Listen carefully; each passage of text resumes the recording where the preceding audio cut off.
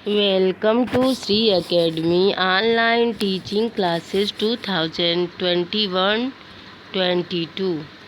मैं नीलम त्रिपाठी आज एक नए विषय के साथ प्रस्तुत हूँ। वह विषय है सूरदास के पद। बच्चों, आइए आज हम देखते हैं सूरदास के पद को और उसके भावार्थ को भी समझते हैं। ऊधो तुम हो अति बड़ भागी, अपरस रहत स्नेह तगाते, नाहिन मन अनुरागी। पुरैन पात रहत जल भीतर, तारस देहन दागी। ज्यों जल माह तेल की गागरी, बूंद न ताकों लागी। प्रीति नदी में पाँव न बोरियों, दृष्टि न रूप परागी। सूरदास अबला हम भोरी, गुर चाटी ज्यों पागी। तो सर्वप्रथम हम इसके शब्द अर्थ को देखते हैं। अति मीन्स अत्यंत, बड़भागी का अर्थ है बड़े भाग्यशाली। अपरस का अर्थ है बिना रस के। स्नेह का अर्थ है स्नेह से युक्त। तगा का अर्थ है बंधन। अनुरागी का अर्थ है अनुराग। नाहिन का अर्थ है नहीं। पुरैन का अर्थ है कमल का पत्ता। देहन दागी का अर्थ है दाग रहित। तेल की गागर, तेल से भरा हुआ घड़ा। बूंद न ताको लागी, बूंद नहीं लगती, यानी एक बूंद भी उस पर नहीं टिकती। प्रीत नदी का अर्थ है प्रेम रूपी नदी। पाँव न बोरियों का अर्थ है पाँव नहीं डाला गया। दृष्टि न रूप परागी का अर्थ है पराई दृष्टि का न होना, यानी दृष्टि पराई न होना। गुड़ चाटी ज्यों पागी का अर्थ है गुड़ में फंसे हुए चींटी के समान, पगे हुए गुड़ में फंसी हुई चींटी के समान। तो आइए इस पद के भावार्थ को समझते हैं। प्रस्तुत पंक्तियों में गोपियाँ उद्धव जी से कहती हैं, हे उद्धव जी, आप तो बड़े ही भाग्यशाली हैं। हे उद्धव जी, आप तो बड़े ही भाग्यशाली हैं, क्योंकि आप इस संसार सागर में रहते हुए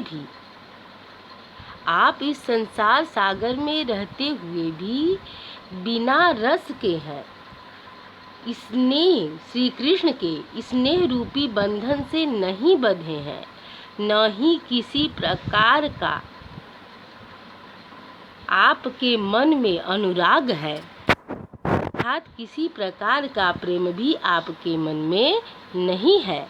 आपकी स्थिति उस पुरैन के पत्ते के समान है, जो जल के भीतर रहते हुए भी दाग रहित होता है। उसी तरह से आप भी इस संसार सागर में रहते हुए भी प्रेम से विरक्त हैं।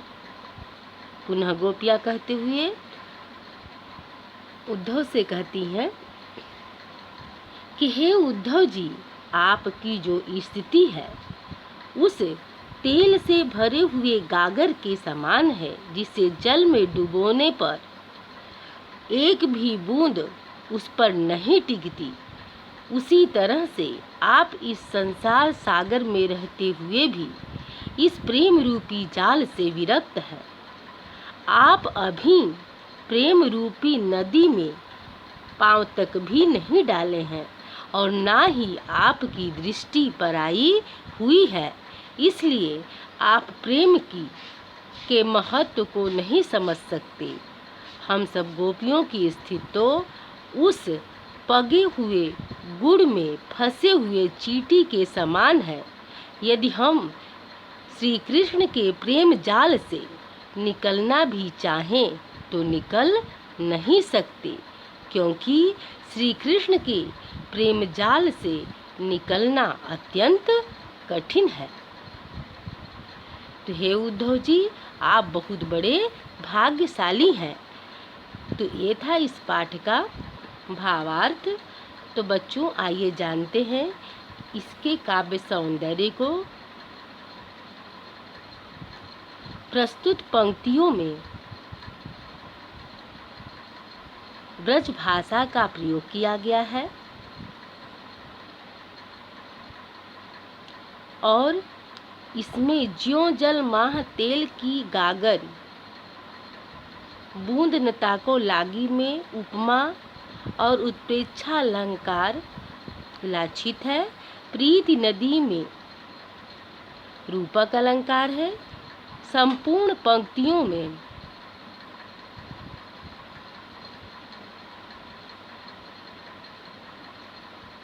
अनुप्रास अलंकार दृष्टिगत होता है। बड़भागी, अनुरागी, दागी, लागी, परागी, पागी में स्वर मैत्री का प्रयोग हुआ है।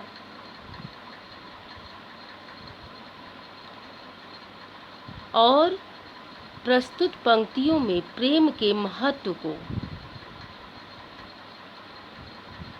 गोपियों के द्वारा उद्धव जी से बताया जा रहा है कि प्रेम की जाल में जो फंस जाए वह कभी निकलना भी चाहे तो निकल नहीं सकता। तो आशा है बच्चों, आप सभी लोग इस पद के भावार्थ और काव्य सौंदर्य को समझ गए होंगे। आइए अगले पद को देखते हैं। मन की मन ही माझ रही, कहिए जाई कौन पे उद्धव, नाही परत कही।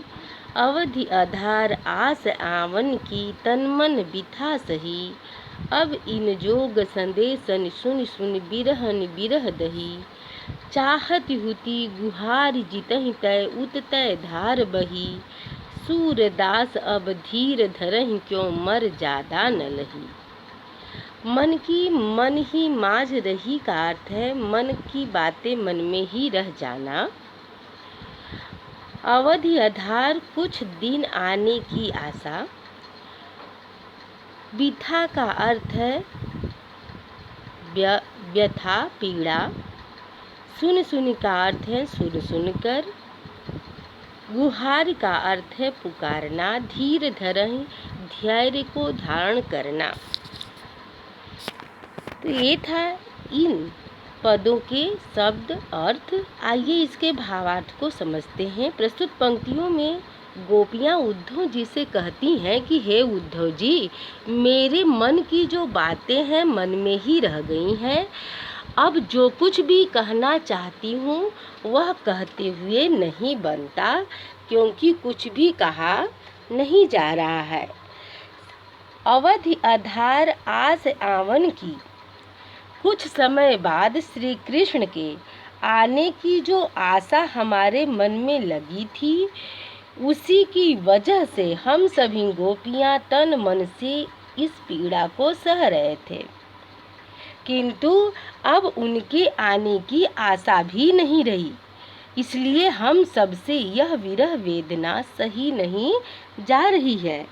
अब इस योग रूपी संदेश को सुन सुनकर हम सबकी विरह की जो वेदना है वह अत्यधिक बढ़ती जा रही है।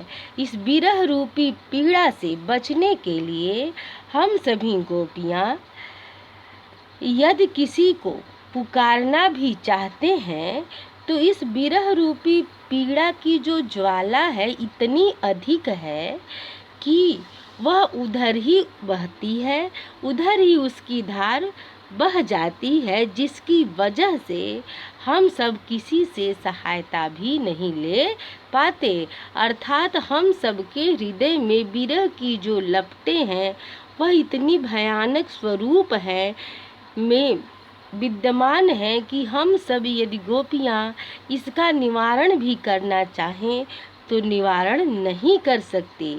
इसलिए अब हम सब धैर्य को क्यों धारण करें और श्री कृष्ण के मर्यादा को भी स्वीकार क्यों करें। अब हम सबसे श्री कृष्ण की मर्यादा स्वीकार नहीं की जा सकती, क्योंकि वह हमारी मर्यादा को तोड़ दिए हैं, हमारे मन को, हमारे विरह वेदना को अत्यधिक बढ़ा रहे हैं। और हम सब गोपियां तो सोचते थे कि कुछ दिनों के बाद वह हमारे विरह वेदना को समाप्त कर देंगे, किंतु ऐसा नहीं हुआ।